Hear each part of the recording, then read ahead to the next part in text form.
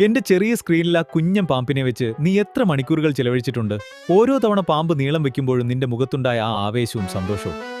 ഇന്ന് വലിയ വലിയ ഹൈ ഗ്രാഫിക്സ് ഗെയിമുകൾ വന്നപ്പോൾ എന്റെ സ്ക്രീനിലെ ആ പഴയ സ്നേക്ക് ഗെയിം നീ എന്നേക്കുമായി മറന്നു കളഞ്ഞില്ലേ? ഒരു റോളിൽ വെറും 36 ഫോട്ടോകൾ.